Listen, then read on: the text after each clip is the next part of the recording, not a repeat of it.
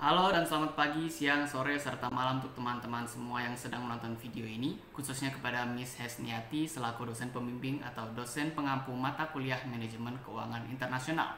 Dalam video ini, kami ingin mempresentasikan hasil proyek ujian akhir semester kami yang berjudul Analisis Penerapan Manajemen Keuangan Internasional pada PT Telkom Indonesia Tbk. Sebelumnya perkenalkan, saya Cedric Zakaria dari kelompok 11. Selain saya dalam kelompok ini ada juga Hansen, Variono, dan Jesslyn yang akan mempresentasikan materi dalam video ini. Nah, jadi langsung saja kita masuk ke dalam profil perusahaan yang menjadi objek dari penelitian kami. Objek penelitian kami itu adalah PT Telkom Indonesia Tbk atau yang kita kenal dengan Telkom Indonesia atau singkatnya Telkom. PT Telkom Indonesia Tbk ini merupakan perusahaan jasa ya yang dominannya ke arah jasa di bidang teknologi informasi, komunikasi, serta jaringan telekomunikasi di Indonesia. Nah, perusahaan ini juga berdiri dari 6 Juli 1965 sampai saat ini yang membuktikan bahwa perkembangannya sudah sangat jauh sekali hingga saat ini. Udah berpuluh-puluh tahun berdirinya hingga saat ini seperti itu. Nah, Telkom Indonesia ini memiliki produk atau layanan yang bervariasi dan variasi ininya lebih mengarah pada bidang jasa secara dominannya. Nah, terdapat 5 segmentasi produk atau layanan yang dimiliki oleh Telkom Indonesia ini. Yang pertama itu adalah segmen seluler atau segmen mobile. Itu lebih mengarah pada produk-produk yang mengarah pada seluler seperti untuk SMS, untuk telepon, yaitu kartu seluler seperti kayak yang kita kenal dengan Simpati, kartu as, Loop, dan itu adalah salah satu contoh dari segmen seluler ini. Kemudian yang kedua itu adalah segmen konsumen. Nah, segmen konsumen ini lebih mengarah pada layanan internet seperti IndiHome yang kita kenal sebagai layanan internet atau WiFi ya. Kemudian juga ada layanan home digital, yaitu juga dari IndiHome ini yang biasa kita gunakan untuk searching di TV, untuk menonton film di TV melalui layanan IndiHome berbasis home digital. Itu adalah segmen konsumen. Kemudian untuk segmen yang ketiga itu segmen perusahaan. Segmen perusahaan ini contohnya seperti data center ya untuk mengakses data-data yang ada yang dimiliki oleh Telkom, begitu juga untuk sistem ERP. Nah, itu semua bergantung pada segmen perusahaan ini. Itu termasuk contoh dari segmen perusahaan ini. Nah, kemudian yang segmen keempat itu adalah segmen grosir, contohnya seperti layanan operasi ya, layanan operasi telekomunikasi untuk SMS, untuk telepon, kemudian infrastrukturnya atau menara operator. Nah, itu bergerak untuk segmen grosirnya. Dan kemudian segmen yang terakhir itu adalah segmen lain-lain yang mengarah pada segmen di luar 4 segmen yang ada sebelumnya. Jadi contoh dari segmen lain-lain ini seperti platform untuk bisnis ya, kemudian untuk periklanan, untuk bisnis digital, e-commerce, layanan keuangan, properti, itu juga termasuk sebagai segmen lain-lain dari Telkom ini. Jadi seperti itu. Nah, selain produk dan layanan, Telkom juga memiliki kerjasama. Namun secara internasionalnya, walaupun Telkom ini udah bergerak secara internasional ya, tetapi untuk secara kerjasamanya mengenai supplier ataupun dari sisi konsumennya lebih dominannya di lokal, dan secara data belum diperoleh secara rinci untuk supplier ataupun konsumen dari Telkom ini secara asing. Jadi maka dari itu kami menggunakan data yang berbasis dari data lokal, yaitu dimana suppliernya supplier lokal, maksudnya seperti itu. Nah, jadi supplier lokal dari perusahaan Telkom ini itu sangat banyak banget, dan ini adalah beberapanya seperti yaitu Jasindo untuk asuransi mengenai apapun dari operasional Telkom ini, kemudian PLN untuk arus listriknya ya, karena Telkom ini bergerak di bidang jasa yang membutuhkan tenaga listrik pastinya, dan itu membutuhkan supplier dari PLN. Kemudian ada juga dari Indosat, walaupun Indosat ini bisa dibilang sebagai pesaingnya, tapi di sisi lain juga merupakan suppliernya karena bekerja sama juga seperti itu. Kemudian Finaria itu untuk keperluan pembayaran secara online seperti Link Aja yang dimiliki oleh Telkom, itu merupakan salah satu suppliernya dari Finaria seperti itu. Kemudian ada dari Yakes, Yayasan Kesehatan Telkom, itu untuk pergerakan di bidang kesehatan bagi perusahaan Telkom sendiri. Yakes, Yayasan Kesehatan milik Telkom. Kemudian juga ada Transvision ini untuk yang membantu Telkom di bidang segmen perusahaan tadi, misalkan untuk home digital ya, untuk home digital agar bisa nonton melalui TV dengan bantuan home digital dari IndiHome. Nah, itu dibantu suppliernya dari Transvision ini gitu. Dan yang terakhir ada Gratika untuk membantu Telkom dalam melaksanakan operasionalnya berbasis teknologi atau IT. Itu dibantu oleh Gratika. Jadi seperti itu. Ini adalah beberapa perusahaan-perusahaan yang menjadi supplier lokal dari Telkom Indonesia ini. Kemudian selain kerjasama, terdapat juga kegiatan keuangan secara internasional yang dilakukan oleh Telkom ini. Nah, Telkom ini memiliki banyak entitas anak, terutama entitas di luar negeri. Ada dari lokal juga, ada dari luar negeri juga. Dan dari luar negeri ini juga sangat beragam. Istilahnya lebih dari satu atau dua. Nah, jadi entitas anak yang dimiliki oleh Telkom di luar negeri itu terdiri atas 6 secara keseluruhan. Yaitu ada di Singapura, ada di Hong Kong, Australia, Amerika Serikat, Timur Leste, dan Malaysia. Jadi secara keseluruhan kita bisa ketahui bahwa dengan adanya entitas anak Telkom di luar negeri Indonesia, maka transaksi keuangan yang dimiliki oleh Telkom dengan entitas anak perusahaannya di luar negeri ini juga sangat beragam. Ada menggunakan Singapura dollar, ada Australian dollar, USD, Malaysian ringgit, ataupun Hong Kong dollar seperti itu. Nah, selanjutnya adalah metode penelitian yang kami gunakan untuk menganalisis manajemen keuangan internasional pada PT Telkom Indonesia Tbk. Namun sebelumnya perlu diketahui bahwa objek penelitian kami secara keseluruhan bukanlah PT Telkom Indonesia Tbk yang ada di Indonesia ini, melainkan entitas anak dari Telkom Indonesia ini yang ada di luar negeri. Kenapa? Karena secara keseluruhan tugas mengenai manajemen keuangan internasional ini mengarah pada menganalisis risiko negara yang mana melibatkan dua negara, yaitu negara Indonesia dengan negara yang menjadi host country-nya, yang dimana host country yang kami pilih ini adalah Australia yang merupakan salah satu entitas anak dari Telkom Indonesia ini, yaitu di Australia. Nah, maka dari itu objek penelitian kami ini mengarah pada entitas anak dari Telkom Indonesia yang berada di Australia secara keseluruhan seperti itu. Nah, dari jenis penelitian yang kami gunakan, kami menggunakan jenis penelitian kuantitatif atau penelitian berbasis angka ataupun statistik ataupun grafik seperti itu. Nah, yang akan kami teliti itu adalah pertama, resiko negara dari Indonesia dengan Australia, yang mana lebih mengarah pada Australia sebagai host country-nya, yang dimana dalam resiko negara ini yang akan kami analisis itu yang pertama dari sisi fluktuasi kursnya antara mata uang Indonesia dengan Australia, kemudian dari sisi corporate tax atau pajak perusahaan yang berlaku di Australia, dan withholding tax atau istilahnya pemotongan pajak yang berlaku di Australia seperti itu. Nah, kemudian selain risiko negara, penelitian kuantitatif ini juga menganalisis tentang multinational capital budgeting atau penganggaran modal multinasional yang dilakukan oleh Telkom Indonesia ini untuk entitas anaknya di Australia, seperti itu. Nah, selanjutnya metode penelitian yang kami gunakan itu adalah metode penelitian deskriptif, yaitu untuk menjelaskan hasil analisis kami mengenai resiko negara dan multinational capital budgeting ini. Kami akan mendeskripsikan apa hasil analisis yang telah kami lakukan terhadap entitas anak dari Telkom Indonesia ini di Australia, seperti itu. Dan yang terakhir adalah data penelitian atau sumber data yang kami gunakan itu adalah data sekunder atau istilahnya data yang sudah ada yang kami ambil untuk menjadi sumber penelitian kami. Nah, di mana data penelitian sekunder pada penelitian kami ini itu berasal dari yang pertama, situs resmi perusahaan yang terkait, yaitu perusahaan Telkom Indonesia ini. Kemudian yang kedua itu adalah situs-situs resmi mengenai corporate tax dan withholding tax yang berlaku di Australia. Jadi secara keseluruhan ada dua, situs resmi dari perusahaan Telkom Indonesia dan situs resmi lembaga-lembaga pemerintahan Australia terkait dengan corporate tax dan withholding tax. Jadi secara keseluruhan seperti itu untuk metode penelitian kami. Nah, selanjutnya itu adalah pembahasan yang akan kami presentasikan dalam video ini. Secara keseluruhan ada dua, yaitu risiko negara dan multinational capital budgeting. Untuk risiko negara ini terdiri atas 3, fluktuasi kurs, corporate tax, dan withholding tax. Serta yang terakhir, secara garis besarnya itu adalah multinational capital budgeting. Itu adalah menjelaskan bagaimana kami membuat capital budgeting untuk Telkom Indonesia di Australia dari awal prosesnya menggunakan asumsi-asumsi apa sampai selesai capital budgeting tersebut secara keseluruhan. Maka dari itu, kita akan mulai mempresentasikan materi mengenai risiko negara, khususnya dalam hal fluktuasi kurs. Nah, gambar di atas menunjukkan fluktuasi kurs Australian dollar terhadap Indonesian rupiah berdasarkan harga penutupan per kuartalnya selama 10 tahun terakhir. Nah, data-data ini diperoleh dari exchangerate.org. Nah, berdasarkan grafik di atas, dapat diketahui bahwa kurs pada Australian dollar terhadap Indonesian rupiah ini mengalami fluktuasi yang cukup stabil selama 10 tahun terakhir. Hanya saja, dari tahun 2011 mengalami peningkatan signifikan hingga 2013 dan kemudian cukup stabil hingga tahun 2020.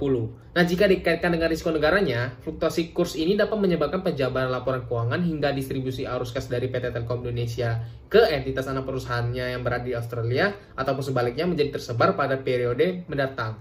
Nah, baik itu tersebar menjadi lebih banyak jumlahnya ataupun justru sebaliknya menjadi lebih sedikit. Baik. Saya akan melanjutkan presentasinya. Sebelumnya saya Variono dengan NPM 1941291. Baik, di slide 10 ini adalah tentang resiko negara atau corporate tax. Nah, di sini kita bisa lihat bahwa data tarif pajak perusahaan di Australia selama 5 tahun terakhir dari 2016 sampai 2020. Dari data kita lihat di sini stabil, tidak mengalami perubahan, tetap 30%. Seperti itu. Nah, bisa kita simpulkan bahwa perusahaan Telkom dengan anak usahanya di Australia dalam melakukan transaksi internasional tidak terpengaruh oleh resiko ketidakpastian pajak di negara tersebut. Nah, jadi perusahaan Telkom Indonesia dalam melakukan penganggaran modal terhadap proyek asing di Australia tidak lagi perlu khawatir dengan pengasumsian tingkat pajak perusahaan yang berlaku di negara Australia pada periode nanti. Seperti itu. Nah, selanjutnya akan dijelaskan oleh rekan saya juga. Selanjutnya itu ada risiko negara pemotongan pajak atau withholding tax. Tingkat pemotongan pajak atau withholding tax yang berlaku di Australia itu didasarkan pada rezim withholding MITS sebagai syarat untuk melakukan pembayaran ke tempat di luar Australia atau penerima memiliki alamat di luar Australia. Jadi di sini udah ada grafik yang menggambarkan tingkat withholding tax yang berlaku di Australia selama 5 tahun terakhir, yaitu tahun 2016 sampai tahun 2020. Dari grafik ini dapat diketahui bahwa pemotongan pajak di Australia khususnya untuk pajak perusahaan atas pendapatan yang akan dibayarkan ke luar negara ini tetaplah stabil selama 5 tahun terakhir, yaitu sebesar 15%. Hal ini dapat memberikan arti bahwa PT Telkom Indonesia dalam memperoleh pendapatan melalui anak perusahaannya yang berada di Australia akan tetap stabil dengan pengenaan pemotongan pajak sebesar 15%. Nah, selanjutnya setelah mengenai risiko negara dalam hal fluktuasi kurs, corporate tax, dan withholding tax, selanjutnya adalah mengenai multinational capital budgeting dari entitas Telkom Indonesia di Australia ini. Nah, secara keseluruhan yang bisa kita ketahui dari gambar ini, kumulatif NPV atau keuntungan yang bisa diperoleh untuk 5 tahun ke depan di tahun terakhirnya itu adalah sebesar 292 sekian triliun rupiah. Ya, jadi untuk proses dari pembuatan di awal hingga sampai memperoleh keuntungan sebesar 292 triliun rupiah ini akan kita bahas dalam bentuk Excel beserta dengan analisis-analisis serta asumsi-asumsi yang telah kami buat. Oke, jadi ini adalah tabel Excel yang kami buat untuk menganalisis multinational capital budgeting dari entitas Telkom Indonesia di Australia. Nah, jadi kita mulai dari initial investmentnya terlebih dahulu. Jadi modal awal yang kami gunakan untuk capital budgeting ini adalah sebesar 120,889 triliun rupiah untuk capital budgetingnya. Nah, angka ini didapatkan dari total ekuitas yang dimiliki oleh entitas induk Telkom Indonesia berdasarkan laporan keuangannya tahun 2020. Jadi angkanya sama persis 120,889 triliun rupiah. Seperti itu.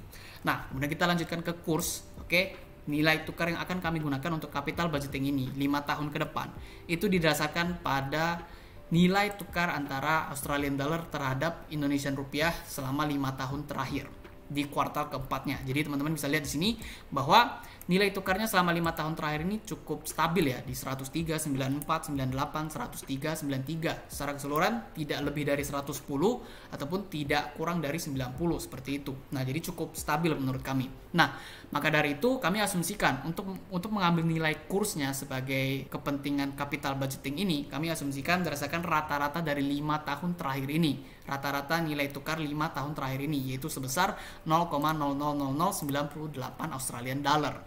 Nah, maka dari itu kami tambahkan lagi asumsinya untuk 5 tahun ke depan ini pun angkanya akan stabil. Jadi untuk 5 tahun ke depan nilai tukar yang berlaku itu adalah 1 Indonesia rupiah sama dengan Australian dollar 0,00009098. Jadi seperti itu. Nah, jadi nilainya untuk 5 tahun ke depan kursnya adalah sama, yaitu sebesar 0,000098 dolar. Dan ini berlaku sama untuk 2022 sampai 2025 juga seperti itu. Kita lock, baru kita tarik ke samping. Jadi sama persis 0,000098 dolar. Nah, kemudian kita lanjutkan untuk total sales. Nah, total sales ini kami peroleh berdasarkan total sales yang dimiliki oleh entitas induk Telkom Indonesia ini sendiri. Nah, sebelumnya pembuatan multinational capital budgeting ada juga yang menggunakan istilahnya quantity dan pricingnya, atau harga barangnya berapa dan jumlah barangnya berapa. Namun, dikarenakan secara keseluruhan Telkom Indonesia ini merupakan perusahaan di bidang jasa dominannya di bidang jasa daripada produk. Jadi untuk perkiraan pricing dan perkiraan jumlah barangnya itu sangat susah untuk diprediksi. Jadi makanya dari itu kami menggunakan total sales secara keseluruhan untuk penggunaan dalam capital budgetingnya secara keseluruhan seperti itu. Nah, jadi total sales yang kami peroleh ini berdasarkan dari total sales yang dimiliki oleh entitas induk Telkom Indonesia selama 5 tahun terakhir. Jadi bisa dilihat dari yang saya blok di sini. Jadi dalam 5 tahun terakhir dari 2016 sampai 2020, total sales yang dimiliki oleh entitas induk Telkom Indonesia itu sekitar 116 sampai 136 triliun rupiah. Nah, setelah itu kami konversikan untuk 5 tahun ke depan.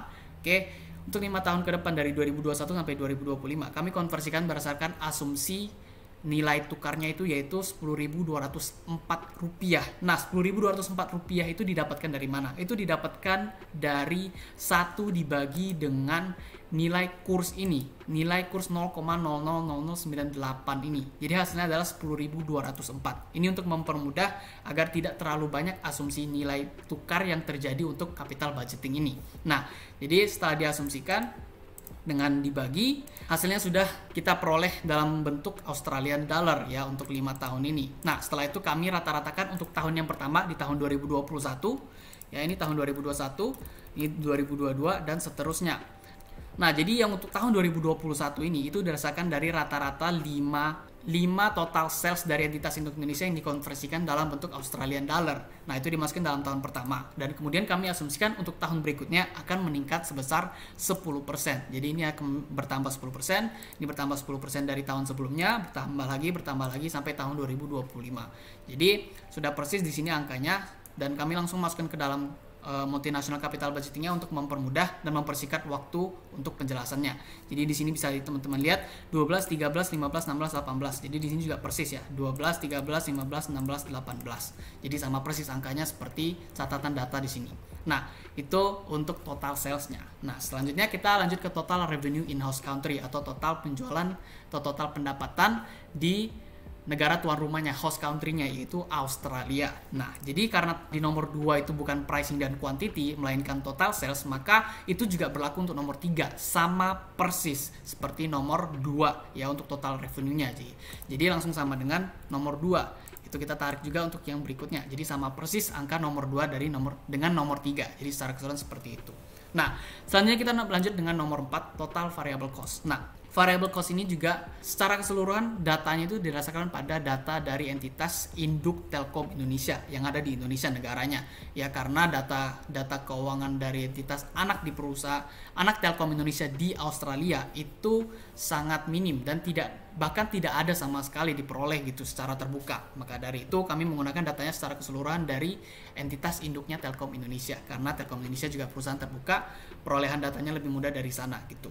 Nah, jadi balik lagi untuk total variable cost ini kami peroleh berdasarkan data persentase antara beban variabel yang dimiliki oleh entitas induk Telkom Indonesia terhadap salesnya, terhadap penjualannya. Nah, jadi di sini rumus untuk mencari persentasenya itu adalah sales dikurang dengan beban-beban yang ada dalam Telkom Indonesia ini ya, yaitu seperti beban air listrik, beban pelatihan pendidikan, beban pemasaran, jasa profesional, dan perjalanan sebagai beban variabel dari Telkom Indonesia ini. Nah, hasilnya itu didapatkanlah persentase masing-masing 5 tahun terakhir ini, dan setelah itu kami rata-ratakan menjadi 12,27% untuk variable cost-nya. Nah, jadi di sini kita buat 12,27%, dan setelah itu kita kalikanlah dengan total revenue-nya. Nah, jadi ini sama dengan total revenue di nomor 3 ya, habis itu dikalikan dengan persentase ini variable cost 12,27% dan kita lock agar mengunci perkaliannya terhadap 12,27% ini. Nah, kita kalikan dan kita tarikkan ke samping. Jadi masing-masing itu udah didapatkan melalui perkalian antara total revenue-nya dikalikan dengan total variable cost-nya. Jadi seperti itu. Nah, selanjutnya adalah labor expense atau beban tenaga kerja.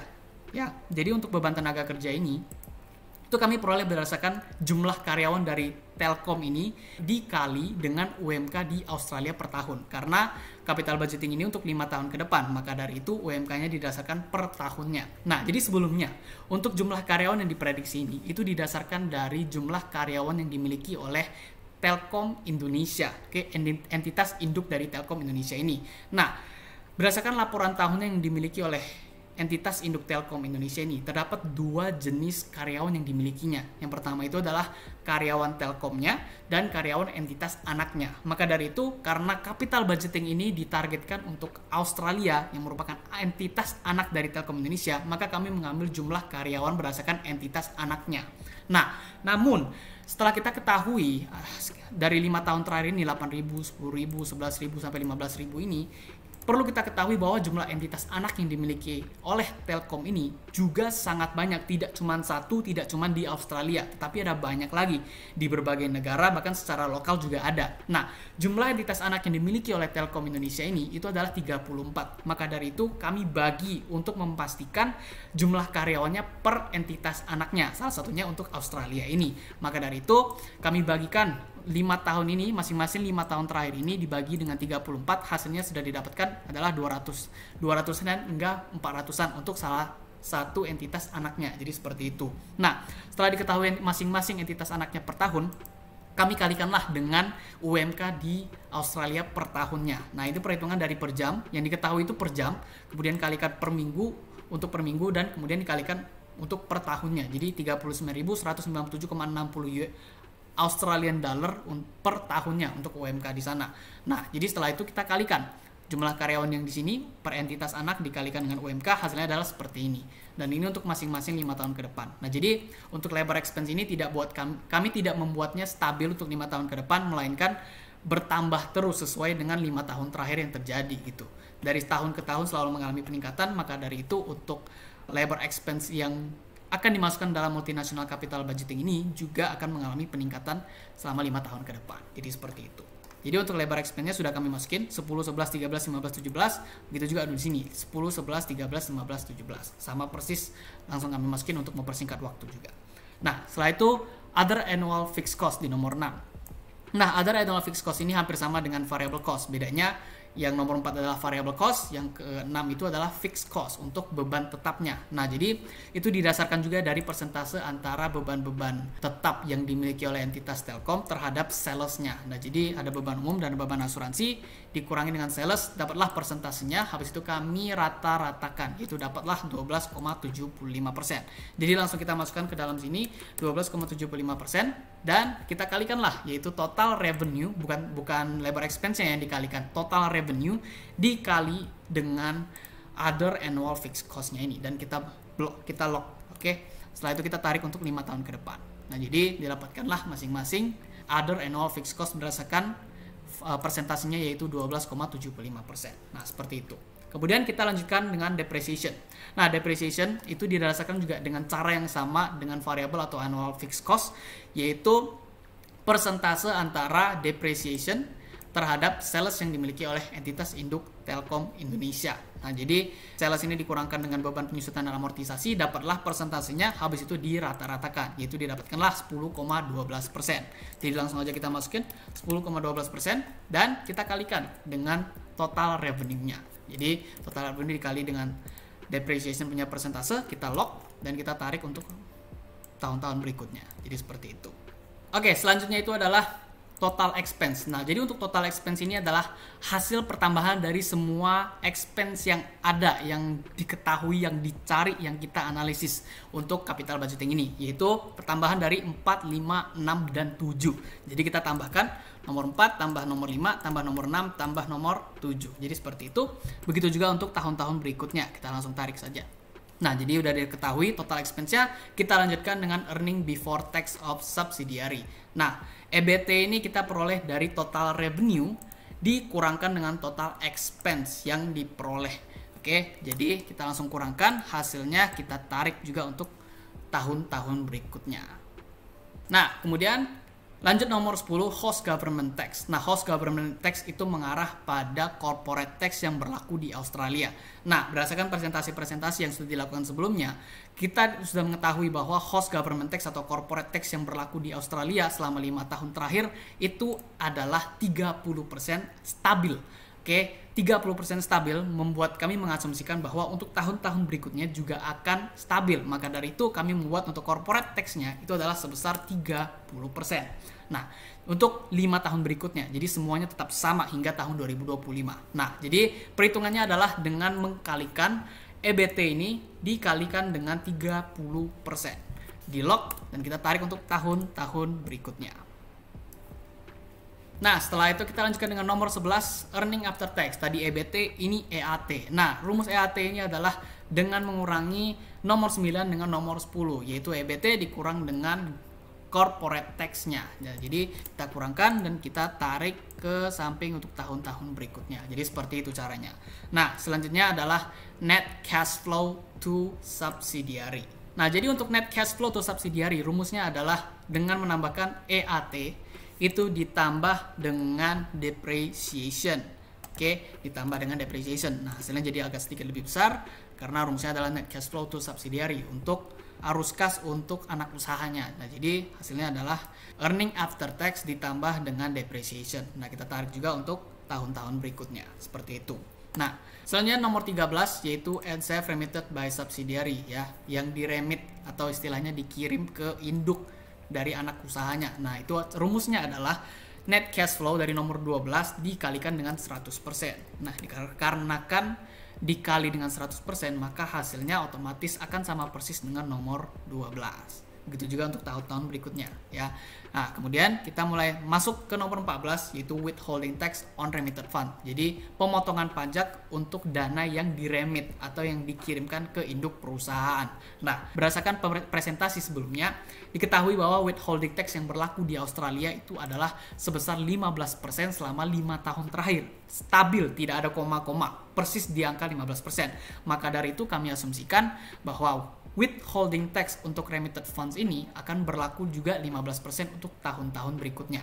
Jadi di sini kami akan buat yaitu 15%. Maka dari itu kita akan kalikan, yaitu withholding tax-nya itu adalah NCF remitted by subsidiary dikalikan dengan 15%. Terus kita lock untuk tahun-tahun berikutnya juga sama seperti itu. Nah, kemudian kita lanjut ke nomor 15, NCF remitted after withholding tax ya. Jadi arus kas yang dikirimkan ke induk setelah pemotongan pajak ini berapa? Nah, rumusnya adalah NCF yang remitted dari atau nomor 13 dikurangkan dengan withholding tax-nya yaitu nomor 14. Nah, kita kurangkan dan kita tarik untuk tahun-tahun berikutnya juga sama, berlaku sama gitu, seperti itu. Nah, setelah itu kita lanjutkan dengan nomor 16 atau yaitu salvage value atau nilai residu di mana di sini kami asumsikan besarannya untuk salvage value ini adalah 15% dari initial investment. Nah, dikarenakan untuk capital budgeting dari nomor 3, dari nomor 2 bahkan sampai nomor 15 ini dalam bentuk Australian dollar, maka untuk salvage value ini juga harus dalam bentuk Australian dollar. Maka dari itu, initial investment dalam bentuk rupiah ini harus kita ubah menjadi Australian dollar. Nah, yang mana itu masuk dalam nomor 20, initial investment in host country dalam bentuk Australian dollar. Nah, rumusnya adalah dengan cara mengkalikan initial investment dalam bentuk rupiah ini dikali dengan kurs yang berlaku untuk capital budgeting kita yaitu 0,0098 selama 5 tahun terakhir. Jadi tetap stabil. Jadi tidak perlu khawatir ada perubahan karena nilai kurs yang sudah kami asumsikan dari awal itu akan tetap sama untuk 5 tahun ke depan. Jadi dikalikan dengan 0,000098 Australian dollar ini. Nah, hasilnya adalah 11 M Australian dollar. Jadi seperti itu. Nah, maka dari itu kita bisa ketahui salvage value-nya. Dan salvage value ini perlu diketahui bahwa ini langsung masuk ke dalam tahun yang terakhir atau tahun 2025. Jadi masukannya dari sini, yaitu 15% dari initial investment in host country. Nah, jadi initial investment in host country dikalikan 15%. Hasilnya adalah 1 M Australian dollar. 1 sekian gitu ya, bukan 1 M persis gitu. 1,777 M Australian dollar seperti itu.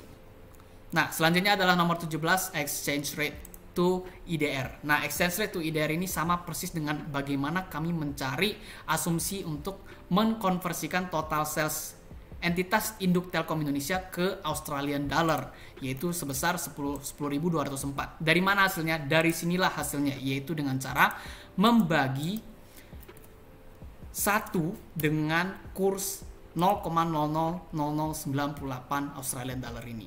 Nah, hasilnya adalah 10.204,808 rupiah untuk 5 tahun ke depan. Jadi ini adalah asumsi yang kami gunakan untuk total sales tadi.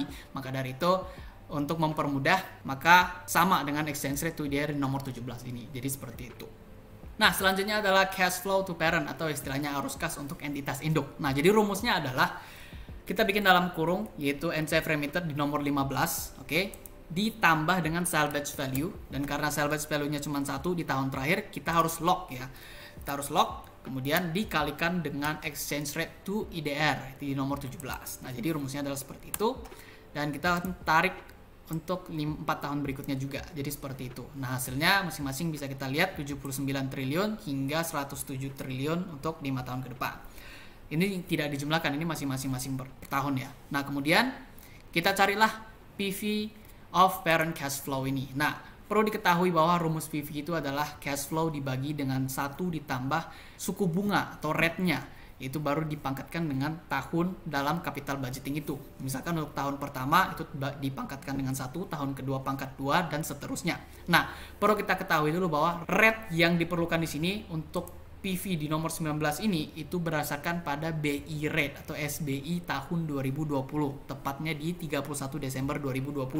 Ya, jadi berdasarkan data dari Badan Pusat Statistik Indonesia (BPS) menunjukkan bahwa nilai BI rate atau tingkat BI rate pada tanggal 31 Desember 2020 itu di angka 3,75%. Nah, jadi ini yang akan kita gunakan sebagai rate dalam menghitung rumus PV tersebut. Nah, jadi kita langsung masukkan rumus PV-nya yaitu cash flow dibagi dengan buka kurung 1 ditambah dengan risk free rate ini ya.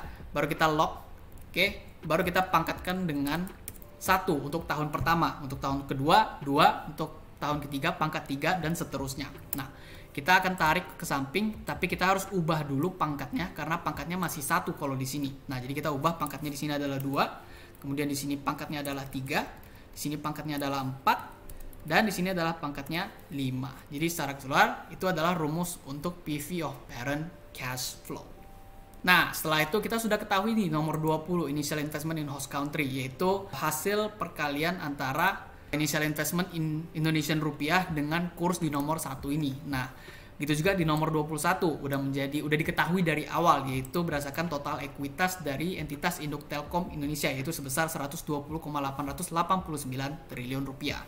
Nah, maka dari itu kita akan akhiri dengan kumulatif NPV-nya atau net present value-nya dengan rumus yaitu sama dengan minus dari initial investment dalam rupiah ditambah dengan PV of parent cash flow. Jadi rumusnya adalah minus initial investment minus nomor 21 ditambah dengan masing-masing tahun dari nomor 19. Nah, jadi seperti ini. Nah, tapi ini untuk tahun yang pertama di tahun 2021.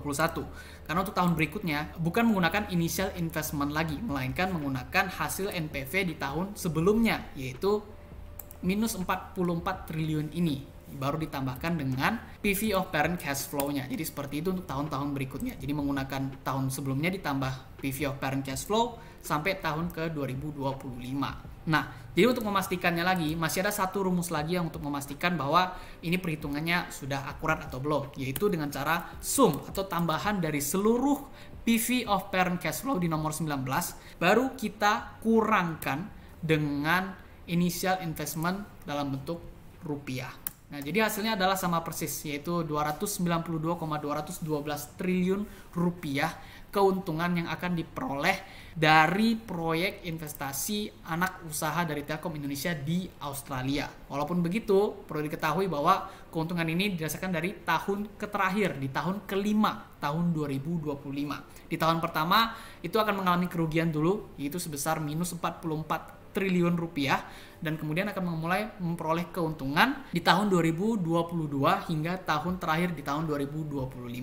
Nah, jadi secara keseluruhan ini bisa kita ketahui bahwa keuntungan yang diperoleh ini cukup besar jika dibandingkan dengan initial investmentnya, yaitu 120 triliun rupiah, bisa memperoleh keuntungan 2 kali lipat di tahun kelimanya, yaitu 292 triliun rupiah. Nah, jadi menurut kami capital budgeting ini menandakan bahwa proyek dari Telkom Indonesia untuk entitas anaknya di Australia ini wajib untuk dijalankan, bagus atau pantas untuk dijalankan karena bisa memperoleh keuntungan yang bahkan istilahnya adalah 2 kali lipat dari modal yang disertakan oleh entitas induk Telkom Indonesia. Jadi secara keseluruhan ini adalah perhitungan analisis serta asumsi-asumsi yang kami gunakan untuk membuat multinational capital budgeting dari Telkom Indonesia untuk entitas anaknya di Australia. Nah, jadi secara keseluruhan terdapat dua kesimpulan yang bisa kita peroleh dari analisis mengenai bagaimana penerapan manajemen keuangan internasional pada PT Telkom Indonesia Tbk, khususnya untuk entitas anaknya di Australia. Jadi secara keseluruhan, risiko negara yang dimiliki oleh Telkom Indonesia dengan entitas anaknya di Australia itu tergolong cukup rendah atau menengah ke bawah.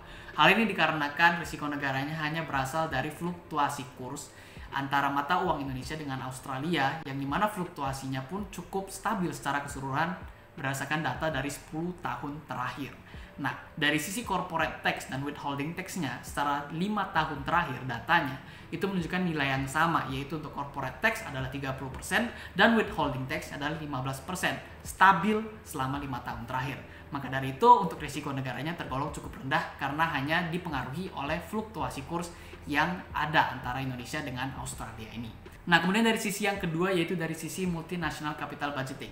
Seperti yang kita ketahui, dengan initial investment sebesar 120 sekian triliun rupiah yang diinvestasikan untuk anak perusahaannya di Australia, yang kemudian bisa menghasilkan keuntungan sebesar 292 sekian triliun di tahun kelimanya. Ini sudah menunjukkan nilai yang sangat positif bagi entitas Telkom Indonesia di Australianya tersebut. Maka dari itu proyek ini menurut kami harus atau pantas untuk dilanjutkan ke depannya. Kenapa? Nah, jika kita bandingkan dengan deposito di Indonesia dengan modal sebesar 120 sekian triliun rupiah, untuk 5 tahun ke depan berkemungkinan besar hasilnya tidak sebanding atau tidak sebanyak hasil yang dilakukan oleh proyek anak perusahaannya di Australia ini. Maka dari itu menurut kami untuk proyek entitas anak di Australia dari Telkom Indonesia ini harus dilanjutkan atau pantas dijalankan. Jadi seperti itu secara keseluruhan untuk kesimpulan kami mengenai bagaimana penerapan manajemen keuangan internasional pada PT Telkom Indonesia Tbk khususnya untuk entitas anaknya di